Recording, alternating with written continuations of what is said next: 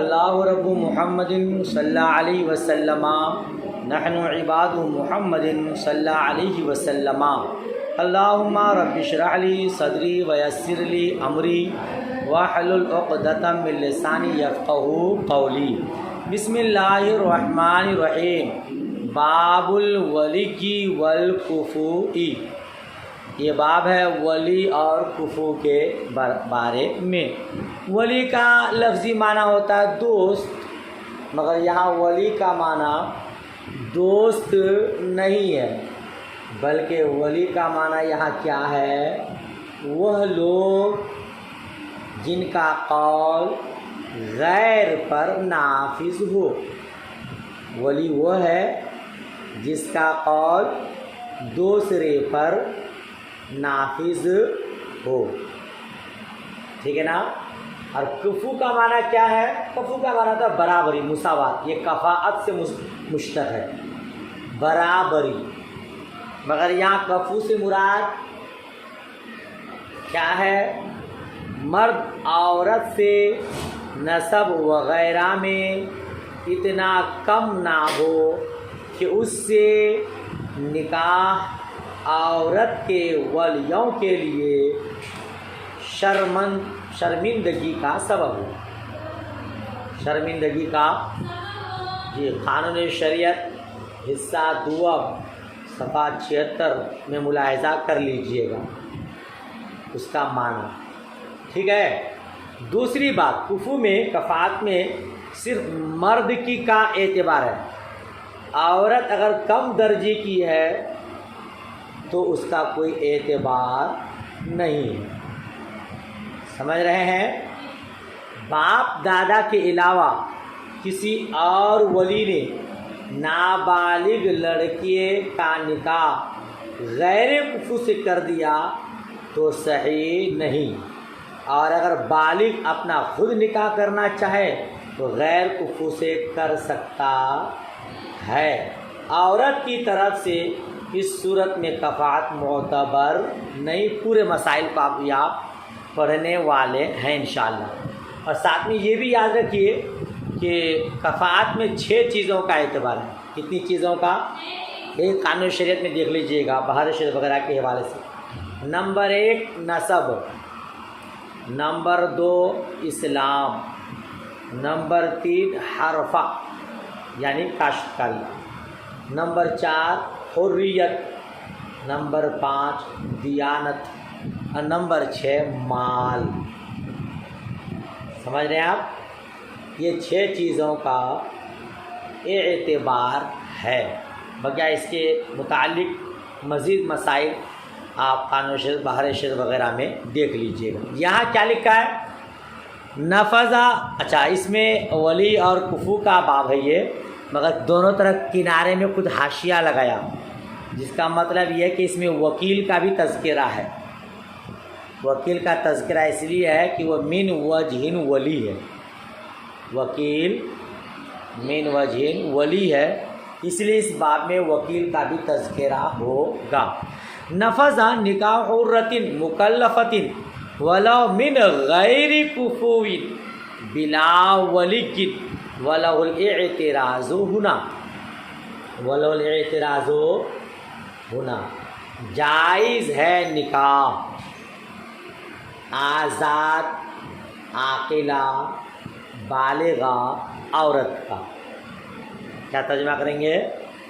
جائز ہے نکاح آزاد عاقلہ بالغہ کا، اگرچہ غیر کفو سے ہو، بلا ولی کن بغیر ولی کے، بغیر ولہ الاعتراض ہونا، اور یہاں ولی کو اعتراض کا حق حاصل ہے۔ حق حاصل نفذہ کے نکل جگہ من النفوذ بمعنی الجواز، یا مکلفہ ہے۔ مکلفہ کس کو کہتے ہیں؟ جو عاقلہ بالغہ ہو، ہے نا؟ تو عورت آزاد ہے، عاقلہ بالغہ ہے، تو بغیر اذن ولی کے حاضری کے بغیر غیر کفو میں اگر نکاح کر لیا تو نکاح جائز ہو جائے گا، لیکن ولی کو اعتراض کا حق حاصل ہوگا۔ ولی کو اعتراض کا حق حاصل ہوگا، مطلب ولی چاہے تو اس نکاح کو باقی رکھے اور چاہے تو اس کو رد کر دے۔ بین سطور دیکھیے کیا لکھا ہے، وَقَضَى لَهُ حَقُّ الْاعْتِرَاضِ فِيمَا إِذَا زَوَّجَتْ نَفْسَهَا بِأَقَلَّ مِنْ مَهْرِ الْمِثْلِ، اسی طرح ولی کو اعتراض کا حق حاصل ہے جب خود اپنا نکاح کر لے مہر مثل سے کم میں۔ مہر مثل سے عاقلہ بالغہ لڑکی ہے، آزاد ہے، غیر کفو میں نکاح کر لی اور ولی وہاں حاضر نہیں تھا، ولی کی اجازت نہیں لی، غیر کفو میں کر لیا یا مہر مثل سے کم میں نکاح کیا، تب بھی ولی کو اعتراض کا حق حاصل ہوگا۔ وہ چاہے تو اس نکاح کو باقی رکھے اور چاہے تو اس کو رد کر دے۔ سمجھ شریف میں بات آئی۔ وَرَوَى الْحَسَنُ، اب اس میں بہت اختلاف ہے، اختلاف کو دیکھیے۔ وَرَوَى الْحَسَنُ عن ابی حنیفۃ عدم جوازہ، ای عدم جواز النکاح من غیر کفو وعلیہ فتویٰ قاضی خان۔ امام حسن رحمۃ اللہ تعالیٰ علیہ نے امام اعظم ابو حنیفہ رضی اللہ تعالی عنہ سے روایت کیا، عدم جوازی، اس کے عدم جواز کا، اس کے عدم جواز کا، یعنی حضرت امام حسن نے کہا امام اعظم کے حوالے سے کہ وہ نکاح جائز نہیں، وہ نکاح جائز کون سا؟ غیر کفو میں کر لیا، ولی سے اجازت نہیں لی تو وہ نکاح جائز نہیں ہے۔ اے عدم و جواز نکاح من غیر کفو، یعنی غیر کفو سے نکاح کے جائز نہ ہونے کی روایت کی۔ ترجمہ کیا کریں گے؟ یعنی غیر کفو سے نکاح جائز نہ ہونے کی روایت کی، اور اسی پر قاضی خان کا فتویٰ ہے۔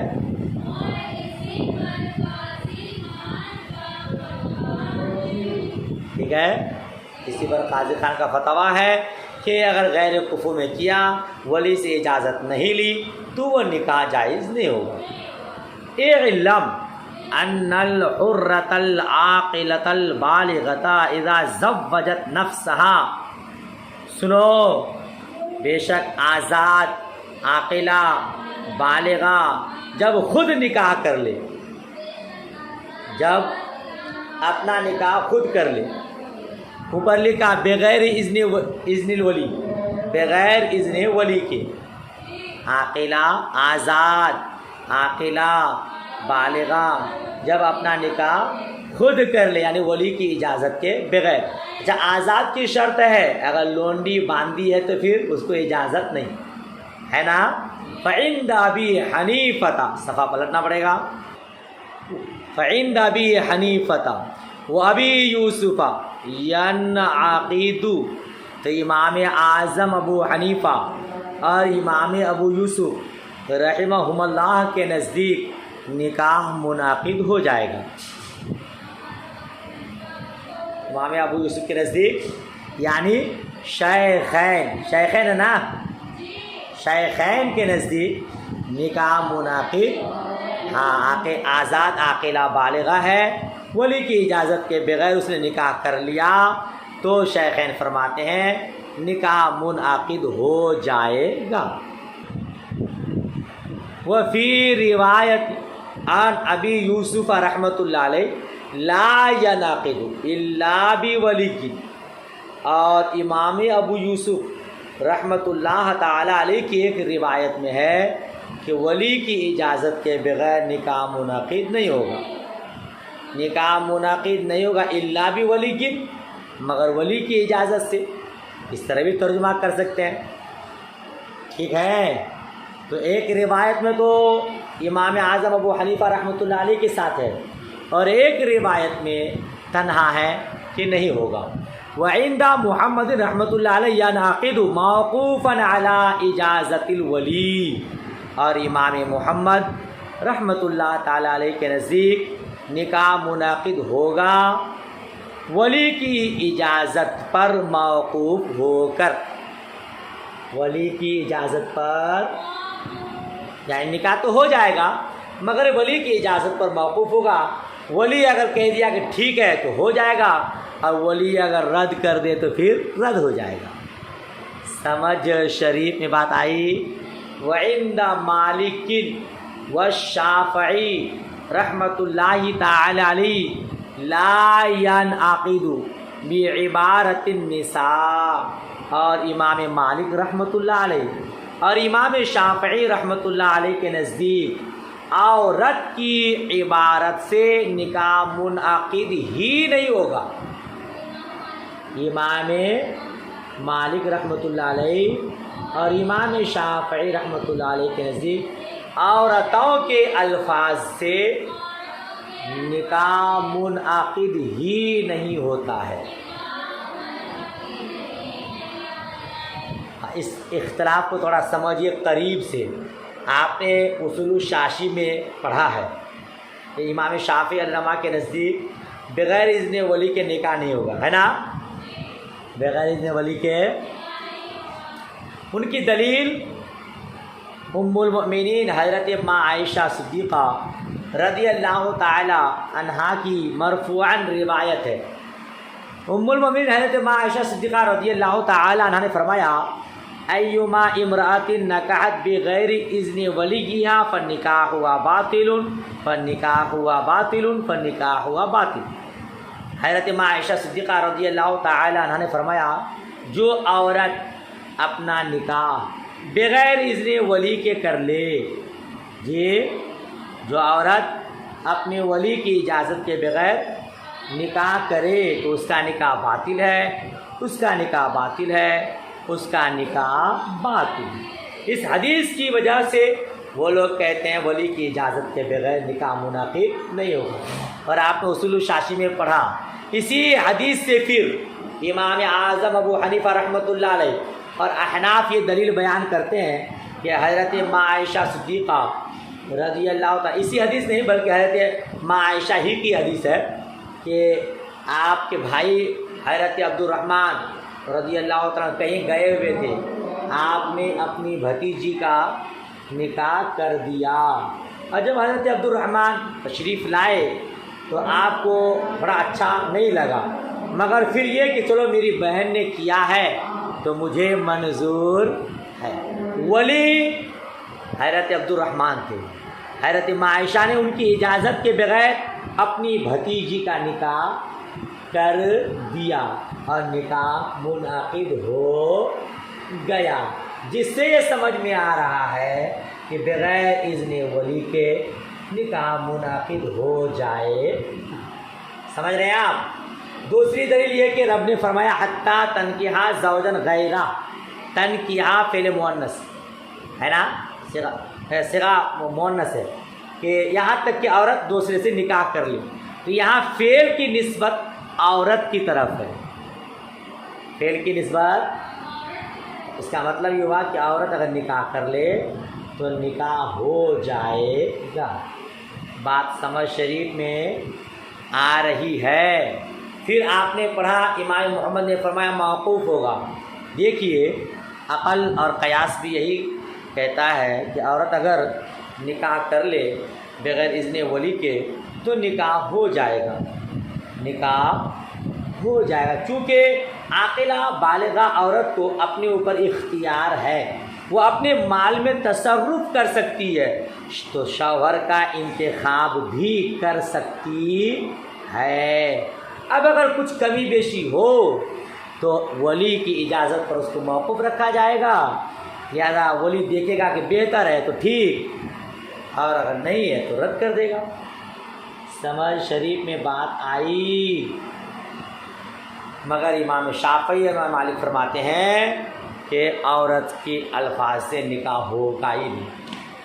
وَأَمَّا مَسْأَلَةُ الْكُفُوفِ فَفِي ظَاهِرِ الرِّوَایَةِ النکاح من غیر کفو ینعقد لکن للولی الاعتراض ان شاء فسخ و ان شاء اجازا.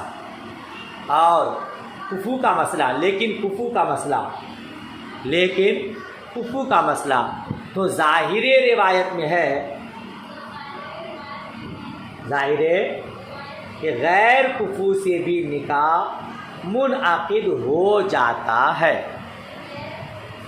غیر ولی سے کیا کہے، غیر کفو سے بھی نکاح منعقد، مگر ولی کو اعتراض کا حق ہے، اگر چاہے تو فسخ کر دے، اگر چاہے تو جائز کر دے. دیکھے کہ بھائی صحیح ہے، میری بیٹی نے صحیح کیا ہے تو اجازت دے دی، اور اگر دیکھے کہ نہیں میری بیٹی تو غلط رشتہ اختیار کر لی، غلط انتخاب کر لی، تو اس کو رد کر دے. وفی روایت الحسن عن ابی حنیفہ لا ینعقد. اور امام حسن رحمۃ اللہ تعالیٰ علیہ کی روایت میں ہے، امام اعظم ابو حنیفہ کے حوالے سے، کہ نکاح منعقد نہیں ہوگا. غیر کفو میں نکاح منعقد نہیں ہوگا. بس کریں کہ آگے تھوڑا اور پڑھا دوں. چلیے تو یہ تو یاد کیجیے، پھر انشاءاللہ کل پڑھائیں گے. دعائے خیر میں یاد. اللہ حافظ. خدا